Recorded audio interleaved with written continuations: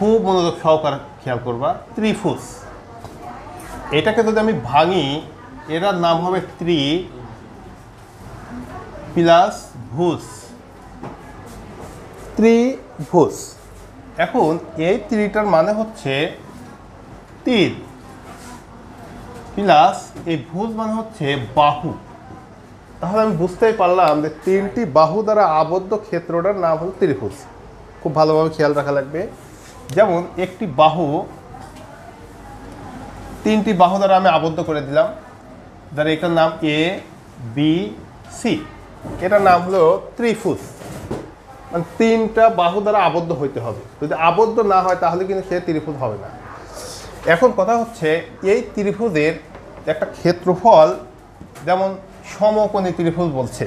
সমকোণী মানে হচ্ছে যে কোনো একটি ত্রিভুজের একটি কোণ সমকোণী হতে হবে। যেমন এ বি সি একটা ত্রিভুজ। এখন আমরা বলতে পারবো যে এই ত্রিভুজের ভূমি হচ্ছে এটা ভূমি, এটা উচ্চতা। অথবা খেয়াল করো, এই ত্রিভুজের যদি আমি এই বরাবর ভূমি কেটে দেই, এই বরাবর ভূমি উচ্চতা, তাহলে এটা হবে ভূমি, এটা হবে উচ্চতা। দেখো ত্রিভুজ কিন্তু একটার মধ্যে দুইটা হয়ে গেল। তুমি যদি এইটা মুছে দাও তখন আর একটা ত্রিভুজ হয়ে গেল। এই ত্রিভুজের সূত্র হবে, ক্ষেত্রফলের সূত্র হবে হচ্ছে যে হাফ ইন্টু ভূমি গুণন উচ্চতা। এটা হলো ত্রিভুজের ক্ষেত্রফলের সূত্র। এখন কথা হলো যে এটা হাফ কেন আসলো? হাফ একজন্যই আসলো, একটু খেয়াল করো। যেমন এই ত্রিভুজটা একটি চতুর্ভুজের অংশ বলা যায়। আমি একটি চতুর্ভুজ টানলাম, এটার নাম হলো একটি সামান্তরিক। এটার নাম সামান্তরিক। এখন এই সামান্তরিকের এই বরাবর যেটা থাকবে সেটার নাম হচ্ছে উচ্চতা, আর এটার নাম হবে ভূমি। তো এটার ক্ষেত্রফলের সূত্র হচ্ছে ভূমি গুণন উচ্চতা। এখন এক্ষেত্রে যদি তুমি অর্ধেক করে দাও, এক্ষেত্রে তুমি অর্ধেক করো, অর্ধেক, এক্ষেত্রে তুমি যদি কেটে দাও অর্ধেক মানে কি 1/2। তাহলে আমি এখানে অর্ধেক করে দিলাম। অর্ধেক করে দেওয়ার পরে এই অংশটা তুমি এখন মুছে দাও। তো দেখো তো একটা ত্রিভুজ পাওয়া গেছি না? তাহলে আমরা বলতেই পারবো যে এই ত্রিভুজের ক্ষেত্রফলের সূত্র হাফ ইন্টু ভূমি গুণন উচ্চতা, যা সামান্তরিকের অর্ধেক। সামান্তরিকের সূত্র ছিল ভূমি গুণন উচ্চতা, তো সামান্তরিকের অর্ধেক মানে কি যে 1/2 গুণন ভূমি গুণন উচ্চতা।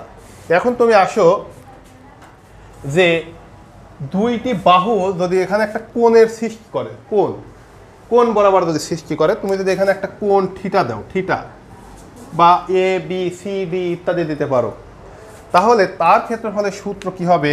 এইটার ক্ষেত্রফলের সূত্র এটা হবে যে সমান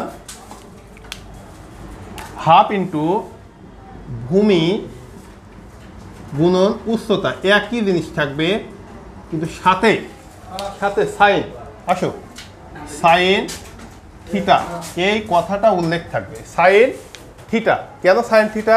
ধরো আর একটু সংক্ষিপ্ত যদি করি, আমি ধরো এই ভূমিটাকে ধরলাম এ এবং এটাকে ধরলাম বি, তাহলে এটা হবে হাফ ইন্টু এ গুণন বি গুণন সাইন থিটা, অথবা 1/2 এ বি সাইন থিটা। যখন ডিরেক্ট ভূমি গুণন উচ্চতা থাকবে তাহলে আমি ডাইরেক্ট লিখবো যে হাফ গুণন ভূমি গুণন উচ্চতা। আর যদি কোনো কোণ উল্লেখ থাকে তখন লিখতে হবে হাফ ইন্টু ভূমি গুণন উচ্চতা ইন্টু সাইন থিটা। এর আসছে। এখন স্যার 3টি বাহুই ভিন্ন, যেমন বিষম বাহু। কিভাবে বিষম বাহু হয় আমি একটু খেয়াল করি, এখানে তাকাই। বিষম বাহু যেমন একটি ত্রিভুজ তুমি আঁকো, একটি ত্রিভুজ যার কোনোটার সাথে কোনোটার মিল নেই। আমি নাম দাও, এটার নাম দাও এ বি সি। কারোটার সাথে কারোটার মিল নাই। ঠিক আছে, একটার নাম দিবা হচ্ছে